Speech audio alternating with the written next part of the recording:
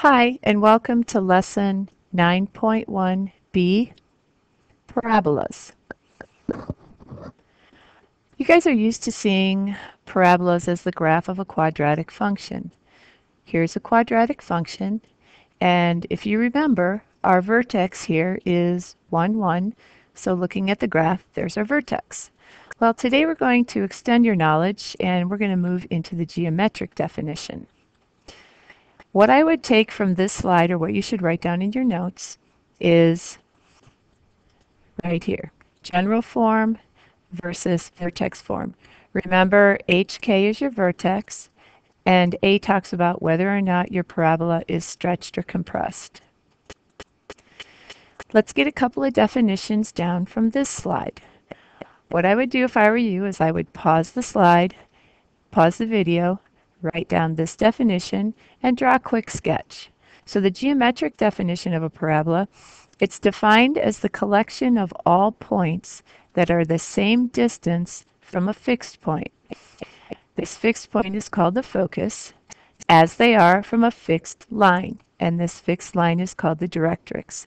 The midpoint between the focus and the directrix is called the vertex. So once again, please make sure that you have this definition down with a quick picture sketched in your notes. Wow, this slide has a lot of great information on it, so you are definitely going to have to pause it and make sure that you get all this written down. But let me go ahead and talk about this for a few minutes. We have the standard form of the equation of a parabola with vertex HK right here. What's a little different about the way we're thinking about parabolas is they can open up and down like we're used to. That's where you have a y equals an x squared, but they can also open right or left. Here we're going to have an x equals y squared. Let's look at some of these other definitions that are up here. The directrix in this form is going to be a horizontal line, so a y equals line. The axis is going to be a vertical line, or an x equals. In this next one, we have the same concepts. Your directrix is a horizontal line, your axis is a vertical line. The difference here is this p, so let's talk about that for a minute. Your focus lies on the axis. This line right here, your focus is going to lie on that line, and it is going to be p units from the vertex, here to here, or here to here. In the case where your parabola opens upwards, your p is greater than 0, and when your parabola opens down, your p is going to be less than 0. Right here we have the form of the equations when your vertex is at 0, 0. So in that case, your h and your k are 0, and you don't have to write them in your equation. Let's take a look for a minute at the parabolas that open right and left. That would be this definition right here. Notice that now your directrix is the vertical line, and your axis is the horizontal line. Over here, your axis is a horizontal line, and your directrix is a vertical line. Once again, your p up here in this equation is defined as the distance from the focus to the vertex. Here you have a positive p, and over here you would have a negative p. So please pause this video and write all this information down. We're almost done. There's just one more slide. So take a few minutes and get all this important information in your notes.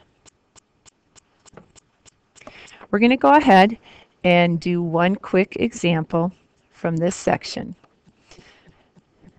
We're going to go ahead and find the standard form of the equation of the parabola with the vertex at the origin and the focus at 0, 4. I always like to do just a very quick sketch of my parabola just to see what's going on.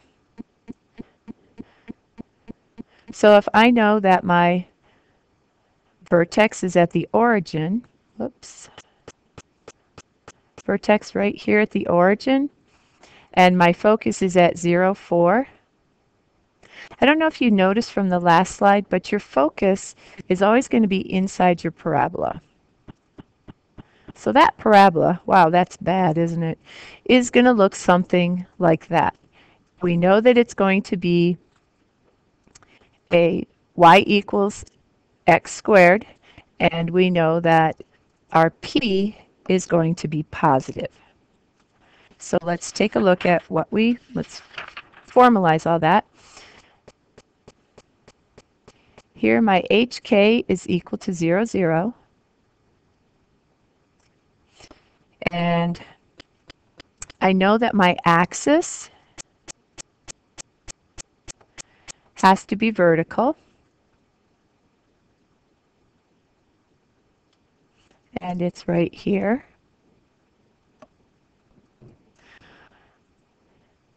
Therefore, I'm going to use the equation x squared is equal to 4p times y. I know that my focus is p equals 4 units from my vertex.